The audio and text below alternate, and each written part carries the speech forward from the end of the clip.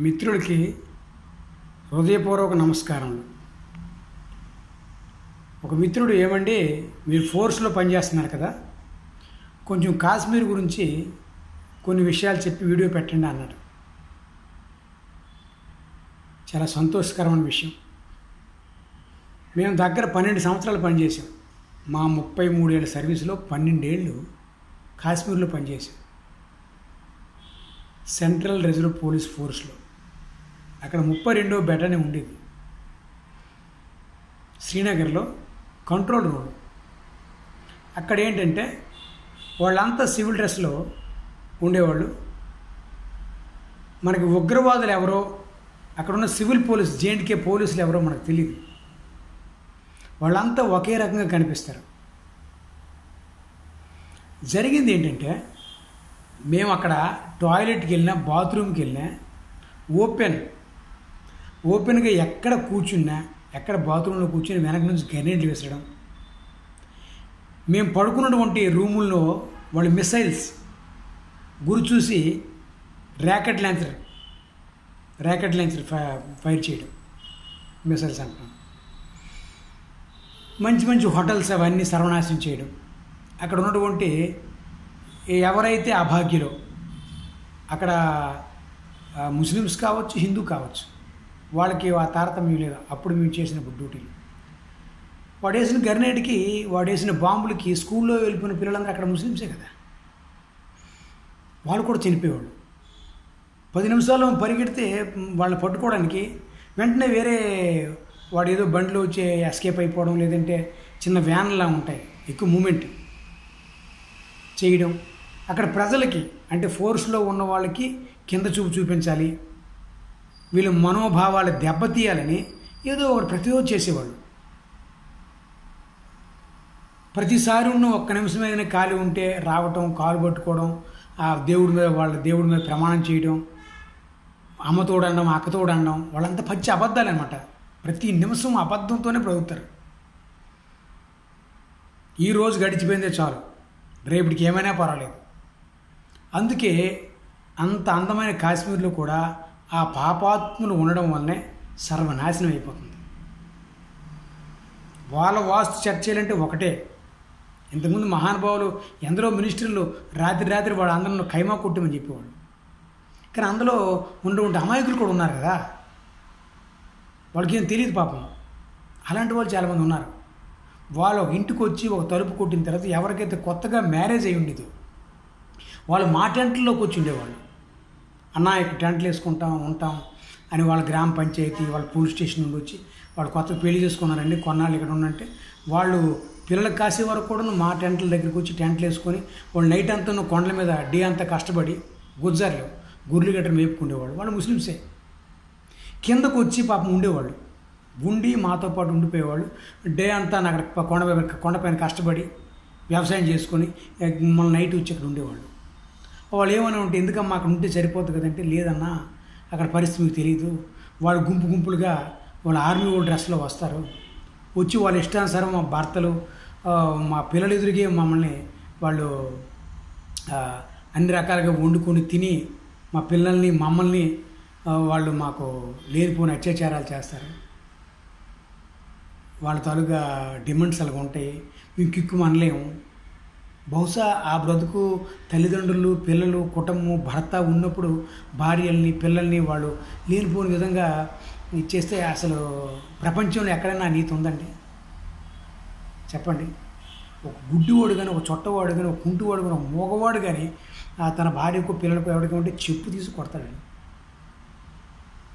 అలాంటిది వాళ్ళు అడగలేరు, అలా బలైపోయారు. అదే కాకుండా లేడీస్ ఆ రోజుల్లో ఓ పేపర్లో కూడా ప్రకటించారు, మాకు హెచ్ఐవి వచ్చేస్తుంది, ఇక్కడ జబ్బులు పాలైపోతున్నాం, మేము ఎంత నీట్గా ఉందామని, ఎంత చక్కగా స్నానపానాలు చేసి బతుకుదామన్నా సరే మాకు ఇలా ఉంది జీవితం, వాళ్ళతో పాటు మేము ఇదవలేకపోతున్నాం. గుంపులుగా నైట్ వచ్చేసి వాళ్ళు ఇష్టసరం చేస్తున్నారు. మేము ఆర్మీ వాళ్ళం, ఆర్ఆర్ వెళ్ళేది, సిఆర్పిఎఫ్, బిఎస్ఎఫ్ అందరూ వెళ్ళేవాళ్ళం. అందరూ కూడా ఒకే దగ్గర పోస్టులు ఉండి వెళ్ళినప్పుడు వాళ్ళు ఆర్మీ వాళ్ళు, ఆర్ఆర్ వెళ్ళేవాళ్ళు, ముందు వెళ్ళేవాళ్ళు పట్టుకుని ఎన్కౌంటర్ చేయడం, లేదంటే బిఎస్ఎఫ్ వెళ్ళేది, అతను సిఆర్పిఎఫ్ అంతా కాపలాగా ఆ ఏరియాలో వచ్చిన వాళ్ళందరూ కనుక్కొని వాడిని చేసేసరికి వాళ్ళంతా మాయమైపోయాడు. దొరికేవాడు చచ్చేవాడు వేదవాళ్ళు, లేదంటే మాయమయ్యేవాడు. ఇలా ఏంటంటే దేశానికి ఒక హింస అనమాట.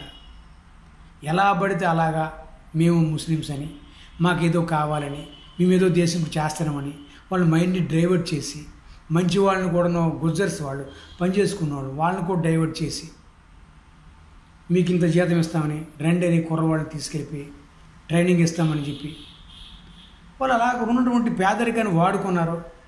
అక్కడ ఎక్కువ ఏంటంటే వాళ్ళు మతపరంగా మేము పలానా జాతి పలానా మతం అని చెప్పేసి ఆ పాకిస్తాన్ కన్వర్ట్ అవ్వడం, వాళ్ళు రావడం, వీడు వెళ్ళడం, బోర్డర్ నుంచి వాళ్ళకి పేదరికం అని చెప్పేసి ఏవో ధాన్యము బియ్యము కావాలని, సరుకులు కావాలని రావడం, వచ్చిన తర్వాత లేనిపోని వెపన్స్ తెచ్చుకొని, వెపన్స్ ఎక్కడెక్కడో అది గవర్నమెంట్ తరపు నుండి కూడాను, ఆ కాశ్మీర్ గవర్నమెంట్ కూడాను మొత్తం శత్రుత్వంగా హిందుస్థాన్ ఇక్కడ తింటున్నారే వాళ్ళు. ఎవడైతే తండ్రికి క్షోభ పెడతాడో, కొందరు రుణములు పుడతారు, వాడు తొలి జనంలో మనం ఏదో పాపం చేసి వాడి దగ్గర డబ్బు తింటే వాడు పుడతాడు, పుట్టి మొత్తం ఆస్తి అంతా యాగం నాకించేసి చివరికి వాడికి తపేలు పట్టుకొని తిరిగి చేస్తాడు తండ్రికి. అలాంటిది భారతదేశానికి పుట్టినటువంటి చీడ పురుగులు వాళ్ళు ఆ పిల్లలు. కాశ్మీర్లో ఉన్నటువంటి వ్యక్తులు అటువంటి విధంగా మన దగ్గరే తిని మన దగ్గరే ఉండి మనకే మోసం చేసిన కొడుకులు ఎలా ఉంటారు కదా కొందరు, అలాంటి కొడుకులు భారతదేశానికి. ఈ భారతదేశం ప్రేమ, నాకు రేపు పొద్దున ఓట్లు రావు, గవర్నమెంట్కి ప్రేమ, మినిస్టర్స్కి ప్రేమ, పొలిటిక్స్ ప్రేమ, వాళ్ళని వదులుకోలేరు కదా, కొడుకులు కదా. మరి అలాంటి తత్వంతో ఉండి అలాంటి తత్వంతో ఉన్న మనుషులకి మరి ఎంతకని ఏం మేలు చేస్తే మాత్రం నీకు ఎప్పుడే హెల్ప్ చేస్తారు? వాడు కేవలం తినడానికి పుట్టారు. భారతదేశానికి ఒక పక్కన తినేద్దాం, సర్వనాశనం చేసేద్దాం అని అలా అనుకుంటున్నారు, చేస్తున్నారు. ఇక్కడ ఏదో పూర్వజనం పుణ్యం వలనో భక్తి వలనో అలా నడుస్తుంది తప్ప ఇక్కడున్న వాడికి ఎవరికి ఏం తెలుసునండి? ఈ సౌత్ ఇండియాలో నార్త్ ఇండియాలో కూర్చున్నవాడికి అక్కడికి వెళ్ళి డ్యూటీ చేసినప్పుడు తెలుస్తుంది, డ్యూటీ చేసిన సైనికుడికి తెలుస్తుంది వాళ్ళ తన మనోభావాలు ఎటు ఉంటుంది. 90sలో ఎవరైతే చేశారు డ్యూటీలో, 80 to 90, 90 to 2000 వరకు కూడాను వాళ్ళు ఎప్పుడు కూడాను, ఎప్పుడు సమయం దొరికితే అప్పుడు ఎంత చక్కగా స్నేహం చేసి మోసం చేద్దామని ప్రతిసారి చేస్తున్నారు. ఇది ఒక్కటి కాదు కదా, అక్షరధామంలో ఏం జరిగింది, ఎక్కడెక్కడ ఏం జరిగింది, సఫా కథల్లో ఏం జరిగింది, కాశ్మీర్ నడి బొడ్డున ఏం జరిగింది, ఎన్నిసార్లు మేము డ్యూటీకి వెళ్ళినప్పుడు కూడా ఎన్నిసార్లు వాళ్ళు హింసాత్మకమైన పనులు చేయడమే, అమాయకులను చంపేయడమే. కనపట్టుకున్నామయ్యా, మేము ప్రజలు ఎదురు నిలబడి ఉన్నాం, మమ్మల్ని చంపండి. ఎవడెళ్ళి తిరిగి ఏదో సరదాగా భార్య పిల్లలతో తిరుగుదామంటే వాళ్ళని చంపేయడమేనా? ఆ మహాతల్లి చూడండి, నిజంగా ఎంత ధైర్యం. ఆవిడ చేతిలో గన్ను ఉంటే వాళ్ళందరినీ తీసుకొని ఏడుకుని అక్కడే చంపున్నాం. ఆవిడ మెట్రోలో ఉండుంటే నా భర్తను చంపితే నాకెందుకు రా చంపే అన్నదంటే కారణం ఏంటి? ఒక ఉగ్రవాదం చూసిన తర్వాత వచ్చి పోసుకుంటారు మనుషులు, కానీ అడిగిందంటే అర్థం ఏంటి? ధైర్యం. అలా ధైర్యం ఉన్న సైనికుడి మీదకి రావయ్యా. ఎవరో అమాయకుల మీదకి ఎవరైనా కొడతాడు? ధనవంతుడి దగ్గరికి వెళ్తే అప్పుడు అవి తెలుస్తుంది. పేదోడికి ఏముంది, జాతి తక్కువ, పేదోడు చిన్నోడు పెద్దోడు తప్పనిసరి చేస్తాం. కానీ మన దగ్గర ఉన్నటువంటి మెయిన్ మన డెమోక్రటిక్ ఉన్న సిస్టమ్ ఏంటంటే క్యాస్ట్ తీసేయండి. ఏ క్యాస్ట్, హిందూ లేదు, ముస్లిం లేదు, సిక్కు లేదు, ఎస్ఐ లేదు, ఎస్సీ ఎస్టీ బీసీ ఇవన్నీ తీసేయండి. పేదరికంగా ఉన్నవాడికి రిజర్వేషన్ ఇవ్వండి. ఏ క్యాస్ట్ అయితే ఏముంది? ఈ జాతి కులమత భేదాలు ఎవడ పెట్టాడో ఆ జాతి లేకుండా చేసిస్తే అప్పుడు ఎవడు ఏ తప్పు చేస్తాడు? నీ ఇష్టమయ్యా, ఎల్లవయ్యా, గుడికి వెళ్తావు, మస్జిద్కి వెళ్తావు, చర్చికి వెళ్తావు, ఎక్కడ మొక్కుతావు మొక్కు, నీకు ఎవడొద్దన్నాడు? భగవంతుడు అన్ని ధర్మాలు చెప్పిందంటే హాయిగా బతకమని, చక్కగా పక్కోడు సంతోషం చూడమని చెప్పాడు కదా. దేవుడు వద్దనండి. యా దేవుడు చెప్పాడండి? బైబిల్లోనో, ఖురాన్లోనో, గీతలోనో, రామాయణం వద్దండి అందరిని చంపి తినేయండి చెప్పాడా? ఎవడు చెప్పాడండి? నేనేదో మనం సృష్టించి రాసి చెప్పలేం, కానీ దేవుడు అలా చెప్పాడు. బ్రతకండి అని చెప్పాడు, హ్యాపీగా బ్రతకండి, సంతోషంగా ఉండండి అని. కానీ వాళ్ళకి మీరు ఎంత స్నేహం చేయండి, ఎంత ఆనందంగా వాళ్ళని నమ్ముకోండి, వాడు వెంటనే దేవుడి మీద ప్రమాణం చేస్తాడు, అక్కజీళ్ళ అందరిని ప్రమాణం చేస్తాడు, అవకాశం దొరకగానే మోసం చేస్తాడు. వాళ్ళు వేసుకున్న డ్రెస్సులు కూడా నీకు ఫ్రీగా ఉండవు, పని చోటు కప్పుకుంటాడు, లోపల నుంచి గంజాయి గొట్టమే పెట్టుకొని. అందులో ఉంటాయి పిస్టల్స్ ఉంటాయి, గన్లు ఉంటాయి అన్నీ. వాడు చచ్చే రకంగా ఉన్నాడు, ఏదో ఒకటి చేసి తీసుకెళ్ళి వాడు ఇంకోటి సప్లై చేస్తాడు. వాడు అక్కడ ఉగ్రవాదు ఉంటాడు. వాళ్ళంతా కనెక్ట్. ఈ ఎక్కడి నుంచి ఎవడో ఈ ఊరు నుంచి ఆ ఊరికి ఎవడు ఇచ్చాడో గన్నలు తెలియదు, ఆ ఊరు నుంచి ఆ ఊరికి ఎవడు ఇస్తున్నాడో తెలియదు. వీడికాడి సపరేట్ కూడా ఫోన్ నెంబర్లు ఉండవు. వాడు అక్కడ వరకే వెళ్తాడు, ఇంకొకటి ఇంకో దగ్గరికి వెళ్తాడు. అలా వెళ్ళి ఎక్కడ ఏది చేయాలో చేస్తారు. వాళ్ళ ధైర్యం ఉందా? ధైర్యం లేదు. నిలబడి దెబ్బలాడగలరా? ఉండరు. పంజాబ్ వాళ్ళు ధైర్యం అంటే వాడు నిలబడేవాడు కాల్చండి రా 2 రూపాయలు వాడు చచ్చిపోయాడు, చచ్చేవారు కాల్చాడు, మాకు కాల్చాడు, మేము కాల్చాడు, అంత ధైర్యం. వీళ్ళు దొంగనా కొడుకులు. వాళ్ళు ఎందుకు పనికిరాని వెధవలు. వాళ్ళు కేవలం ఏంటంటే చీడ పురుగులు మాత్రమే. అందుకే వాళ్ళు దొరికినట్టుగా నిలువును ఉరి తీయాలి, అందరి ముందు ఉరి తీయాలి, అందరి ముందు గోలు కొట్టి చంపాలి. కొన్ని కంట్రీస్ అంతే కదా, అంతవరకు వాళ్ళు భయపడరు. ఈవేళ మనము రకరకాలుగా హింసించక్కర్లేదే, వాళ్ళు లోపల రానివ్వకుండా చేస్తే చాలు. ఎవరు ఏ సైనికుడు అండి లోపల రాని ఒప్పుకుంటండి? మన ఇంట్లోకి ఎవరికైనా రాని ఒప్పుకుంటామండి మనం? వాడు ఎవడో ఫోన్ చేసి మా చుట్టం, మా బంధువు, మావిడంటే ఒప్పుకుంటామండి? నీకు తెలియంది ఏ సైనికుడు లోపలికి వదలడు. అటువంటి కకృతి పడిన ఆఫీసర్లు కానీ, సైనికులు కానీ, వాళ్ళ పిల్లలు కానీ, వాళ్ళ కుటుంబాలను సర్వనాశనం అవుతాయి. ఎందుకంటే ఈవేళ క్షోభ చూడండి, అది మన ఇంటి వాళ్ళు జరిగితే మన బాధ ఉంటుందా? నువ్వు శివతాండం ఆడుతావు, నీకు లేదని జరిగిందంటే కొంపలు కూల్చేశారు, 28 మందికి పొట్టను పెట్టుకున్నారు. మన హృదయం ఇదవదండి? మరో జనంలో మళ్ళీ వాళ్ళు పుట్టి వాళ్ళు సర్వనాశం చేసి వాళ్ళని కూడా ఇళ్ళకే చంపుతారు, అప్పుడు చెప్పుకుంటారు. ఎవడో వదలడు. ప్రపంచం చక్రం తిరుగుతూనే ఉంటుంది. నువ్వు వెయిట్ చేసేవంటే మళ్ళీ నీకు అదే జరుగుద్ది కంపల్సరీ. మేమన్నావా? మాకు మీ అందరూ ముందు పెట్టారు బలిదేవుడిలాగా. వెళ్ళండిరా కాల్చండి, మా డ్యూటీ. మీకు కాల్చడం మా డ్యూటీ, మాకు కాల్చడం వాళ్ళ డ్యూటీ. చేయండి, భయం లేదు.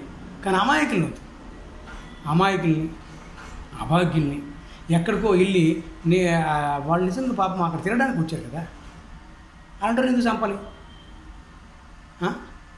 ఒకప్పుడు కిడ్నాప్లు చేసేవాళ్ళు, ఫ్లైట్లోనే అక్కడ కిడ్నాప్లు చేసి డబ్బు అడిగేవాళ్ళు. ఇప్పుడంతా రూల్స్ మారుస్తుందనమాట. అంటే మంచి నాయకుడు పరిపాలించి దేశం బాగుపడిపోతే దానికి ఎవరిని జీర్ణించుకోలేరు. ఒక అందముడు బాగుపడితే ఇంకొక అందముడిని చెడగొట్టడానికి ఇంకో ఫ్రెండ్ కనిపిస్తాడు ఊళ్ళో వాళ్ళు. అలా అనమాట ఎక్కడికి వెళ్ళినా ఉంది స్వార్థం. చూడండి, ఏదైనా మంచి ప్రధానమంత్రి దేశానికి ఏదో మేలు చేయాలనుకుంటున్నాడు, ఈయన సర్వనాశనం చేసేద్దాం, ఈయన పార్టీని చెడగొట్టేద్దాం, లేదంటే భారతదేశం ఇంత సంతోషంగా ఉండడం ఎందుకు? అరే ఎకనామికల్గా, ధనం మూలంగా, చదువు మూలంగా ఎంత మనం ముందుకు వస్తున్నాం. మంచి టాలెంట్ ఉన్నటువంటి కుర్రవాళ్ళు, మంచి ఉన్నటువంటి గొప్ప మేధావులు మన దేశంలో పుట్టారు. అబ్దుల్ కలాం గారు కూడా ముస్లిమే కదా, ఆయన ఎందుకు దేవుడిని పూజ చేస్తున్నాం? మరి అలాగే అందరూ ఉండొచ్చు కదా. ఎన్ని గుడిలోకి వెళ్ళి ఎన్ని దగ్గరలో అమాయకుల్ని చంపారు వీళ్ళు. మరి వీళ్ళకి మనం చూడవలసిన పని లేదు. జైల్లో కూడా కోలాలు ఉన్నారు, వాళ్ళందరూ గుర్తు తీసి పారి చూపిస్తారు చాలు. కోలాలు ఉన్నారు, ఉగ్రవాదం తెలిసి సపోర్ట్, వాళ్ళంతా తెలిసి కూడా ఉన్నారు. మన వాళ్ళు చక్కగా బ్రహ్మాండంగా మెక్కిస్తున్నారు వాళ్ళకి. వాళ్ళు పట్టుకొని చూస్తారు, వాళ్ళు హిస్టరీ చూడు, వాడు తప్పు చేసాడు, ఇంతమంది చంపాడు, చేసి తీసివయ్యా, ఎందుకోటి వాడు చంపినాడు మళ్ళీ పెంచుకోవడం దండుకో. ఇవన్నీ కూడా చాలా దేశం ఆలోచించి మంచితనం గురించి ఆలోచించి అలాగ అయిపోయింది. మంచితనం మంచోడి దగ్గర మంచితనం, తెలియక తప్పు చేయనప్పుడు పిల్లల దగ్గర మంచితనం. చిన్న తప్పులు ఎన్నో రకాలుగా ఉన్నాయి కదా. ప్రాణాలు తీసినవి ఏంటండి? అది అడగకపోవడమా? అది సైనికుడిగా మేము బట్టలు వేసుకుంటున్నాం కదా, మాకు కాల్చవయ్యా, మా దగ్గర కన్నా ఉంది, మేము కాలుస్తాం. వాళ్ళ దగ్గర ఏం నిరాయుధాలు, వాళ్ళ దగ్గర ఏం లేదు, ఎలా కాల్చి అంటే నీకు జాతి మీద అహంకారం. నేను పలానా జాతి ఉండకూడదు. జాతి ఏంట్రా గాడిదే, దొంగ మొండా కొడుక, జాతి ఏ జాతి లేదురా నాయన, అంత భగవంతుడు ఇచ్చిన సంతానం, అందరం ఒకే జాతి. నువ్వు గడ్డపి ముస్లిము, నేను చంచి వేసుకుంటే బ్రాహ్మణుని అయిపోతున్నా. సంస్కారం నేర్పడానికి గుణాలు, కులాలు, మతాలు పెట్టుకోను ఒక పని గురించి, అంతే కదా. చెప్పారు కదా, బుద్ధి బ్రాహ్మణుడు, తలని, భుజాలు,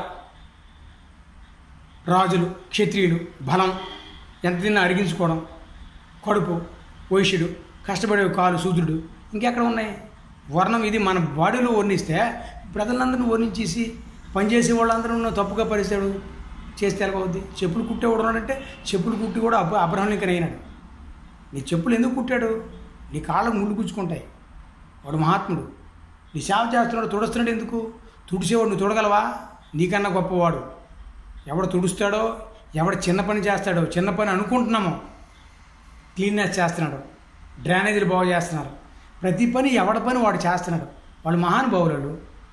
నీ పని నీ ఏదైనా సరే, ఎంత చిన్న పని అయినా సరే, నువ్వు ఒక కటింగ్ వేస్తున్నావు, ఒక చాకలిగా ఒక బట్టలు నువ్వు తడుపుతున్నావు, ఒక జాలారిగా నువ్వు చేపలు తెస్తున్నావు. ఇవన్నీ ఎందుకు? పిచ్చోడు అయిపోతారు గడ్డలతోనే. మంగళవాడు లేకపోతే. మరి దోబీలు లేకపోతే, బట్టలు లేకపోతే ఏమవుద్ది? గజ్జిపడి చేస్తారు. డ్రైనేజీలు బాగు చేయకపోతే సగం మంది కుళ్ళి క్యాన్సర్, టీబీలు అక్కడే చేస్తారు. వాళ్ళు మహానుభావులా? అవి చిన్న జాతులా? ఎవడో చెప్పాడరా చిన్న జాతిని? నువ్వు నలుగురిని ప్రేమించు, నీకు ఉంటే పెట్టు, నువ్వు రాజువే. నువ్వు రాజువే కావాలేంటి? రావాలా మళ్ళీ? ఏం లేదు. భగవంతుడు అన్ని విధాలుగా గీత, రామాయణం, ఖురాన్, బైబిల్ అన్నీ చెప్పేశాడు కూడా. నాయన ఇలా బ్రతకండి బ్రతకండి బ్రతకండి బ్రతకండి. నేను వచ్చాను టైం ప్రకారం, యుగాల్లో జగజగాల్లో ప్రతి సమయానికి వచ్చి మీకు చెప్పాను. నువ్వు ఉన్నది బొచ్చులోది మహా ఉంటూ 50 ఏళ్ళు ఆరోగ్యం ఉంటూ ఉంటావు అంతే. అది 18 ఏళ్ళు తెలిసి తెలియబోతావు. ఆ ఉన్న 20-30 ఏళ్ళు పిల్లమో గిల్లలో ఇంటికి వచ్చిన తర్వాత, కుటుంబం వచ్చిన తర్వాత తన్ని తిట్టి ఏదో చేస్తారు. ఆ తర్వాత 50 తర్వాత పిల్లలైతే అంటారు పట్టుకొని, నువ్వు కరెక్ట్గా ఉండకపోతే. ఇలాంటి జీవితాల గురించి ఎందుకు? ఇలాంటి వెధవల్ని పెంచుకోవడం ఎందుకు? దొరికినట్టుగా సూట్ చేయండి, నదిలో పారదొబ్బండి కాల్చి. చేశారు కదా ఇన్నాళ్ళు. అదే మనం సైనికులకి ఇవ్వండి బలం, చేయండి. దొరికినోడు కాల్చి పారండి. తప్పు చేసిన చేతిలో గన్ ఉంది, వాడు చేసిన తల వెదప్పని వేసే. అంతవరకు బాగవదు, అప్పుడు బాగవుద్ది. నేను ఏమైనా ర్యాష్గా మాట్లాడితే క్షమించండి, ఉన్నది మాట్లాడాను. ఇంకా ఉన్న విషయాలు కాశ్మీర్లో చాలా ఉన్నాయి, అవన్నీ సైనికుడిగా నేను చెప్పుకోలేను, మాతో పాటు జరిగిన విషయాలు. కాబట్టి క్షమించకూడదు, అలాంటి వ్యక్తులు క్షమించకూడదు. తప్పులు రకరకాలుగా ఉన్నాయి.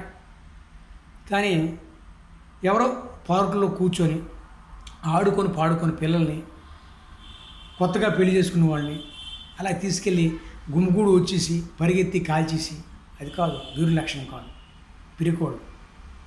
అలాంటి వాళ్ళకి ఎవరైతే చచ్చిపోయారో కుటుంబంతో మనుషులను తీసుకెళ్ళి వాళ్ళ దగ్గర వాళ్ళతో కాల్పించాలి. సిగ్గు వస్తుంది నా కొడుకులకి. సైనికుడు కాల్స్తాడు వీరమరణం, నో. ఎవరికి అన్యాయం జరిగిందో వాడిని తీసుకెళ్ళి వాడితో కాల్పించాలి. జై హింద్, జై భారత్.